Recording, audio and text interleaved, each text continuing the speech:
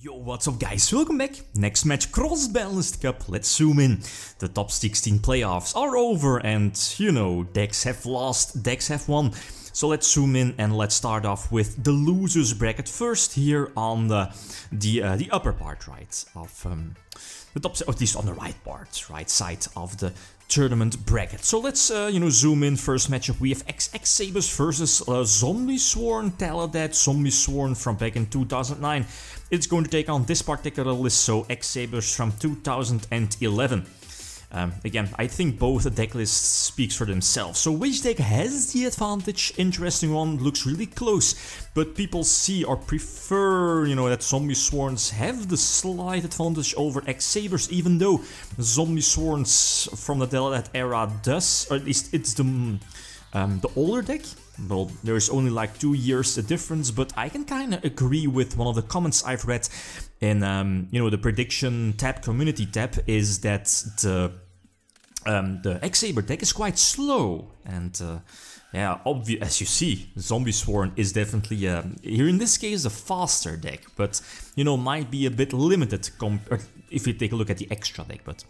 Anyway, so Zombiesworns go first, and them having access to card of safe return, which again is still mind-blowing that the card wasn't once per turn, and on top of that, a second one. That's cool.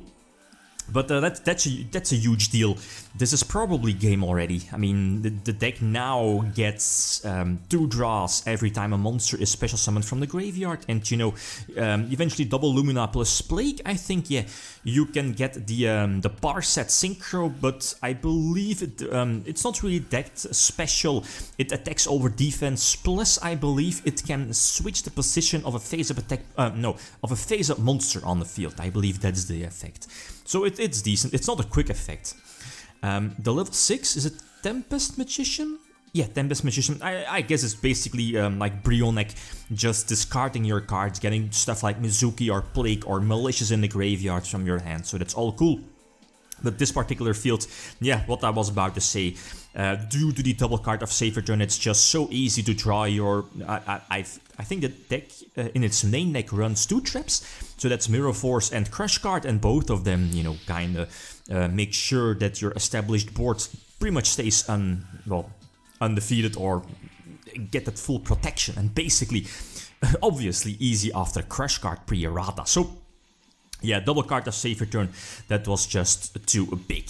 So X-Sabers going first, that's something that, Sabers definitely want. And, okay, I said 3 back row, and obviously if there's a heavy storm, this, would have been a bad play, but I was like, well... the reinforced truth is always going to get chained. I can't only set the Royal Oppression just in case of this, right? Normal summon Lila. So I need warning, and I can, I can't keep Oppression in hand just in case of a charge, recharge into Wolf, the shenanigans we've seen in game number 1. So I was like, I take the chance. But eventually I'm kind of fearing Gorse. Royal Oppression doesn't work against Gorse, again, damage step.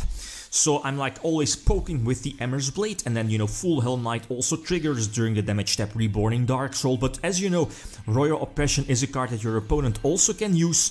Both players can pay 800 life points to negate the special summon, so that's again very important. But the thing here is, yeah, indeed, I'm going to bite the bullet, attack with Naturia Beast. Because, I mean, if there was a Mirror Force, it would have been activated already, right, on the attack of Full Hell Knight, so that's fine though.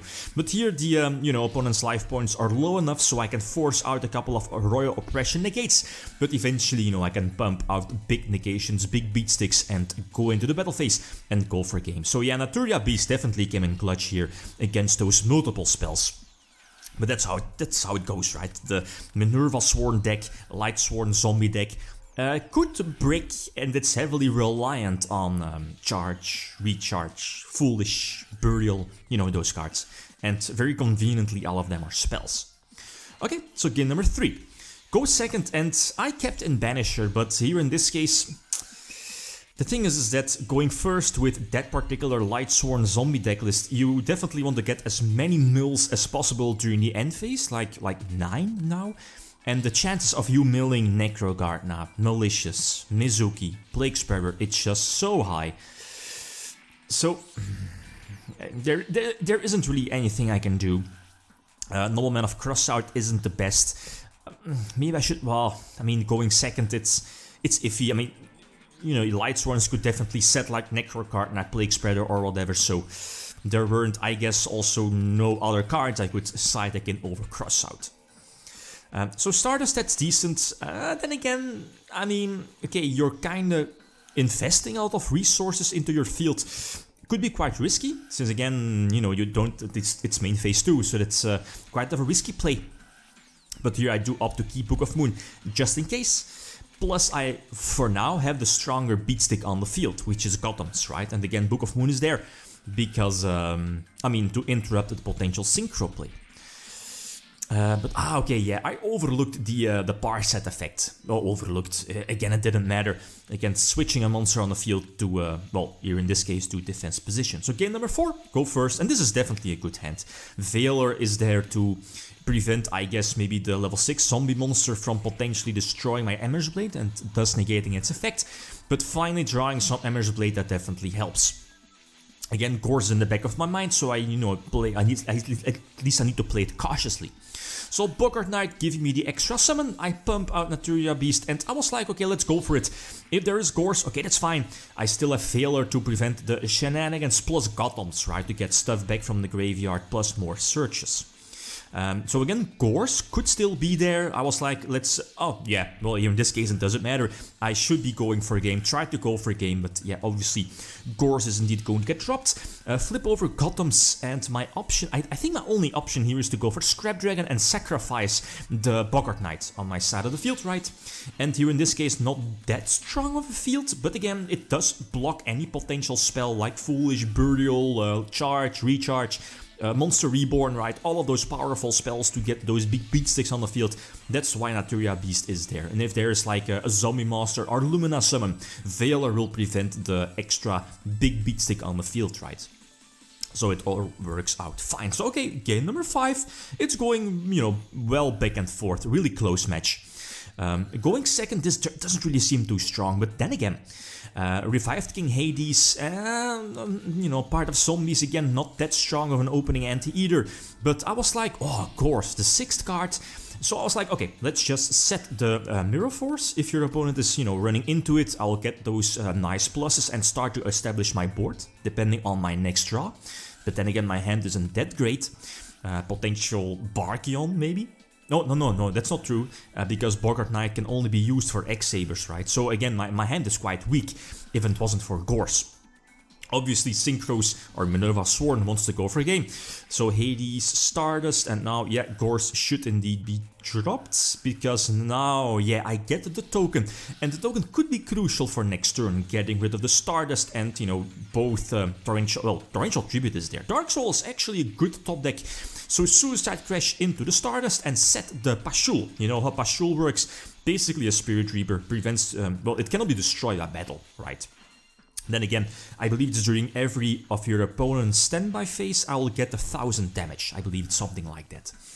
But yeah, just at Dark Soul, I can, you know, eventually flip over, or, you know, if your opponent summons, flips over the something, I can just Torrential Tribute the entire field. Now I can finally put the pressure on my opponent. I believe we know the Mirror Force is gone? Not sure. Not sure. But maybe Barkion was a better play, but I was like, well, it could be a spell, a bluff spell. So I was like, let's go for Hyunlei to pop the back row and go from there. Because again, this is pre-errata Dark Soul, so the same Dark Soul can activate an equal amount of times to, you know, how many times it was sent to the graveyard during that particular turn. So 2 searches, maybe a bit greedy with the full troll. But my setup, I believe, was fine, was perfect. I guess the potential comeback card here for Lightsworns was like, yeah, recharge, or, you know, charge at Light Brigade to Millwolf, get back Plague from the graveyard, right, and go for Goyo or something like that. But as you saw, I just had a bit too many options here in the last duel, but Gores definitely helped out to get rid of the Stardust eventually, right? The token, that is, and then Torrential Tribute, that was basically the MVP during, well, during the last duel. So going back and forth, but X-Sabers has this one, so Light Sworns, Minerva Sworns are the tournament, the first deck, right? So next matchup, we have, a good one, all the way on the bottom here, left side, Monarchs versus Zodiac. It's not looking too good for Monarchs, but well, who knows. So again, like always, feel free to leave your predictions. Okay, guys, that's it. Thanks for watching. Feel free to leave a comment or like. If you enjoyed the video, Legium signing out. Peace.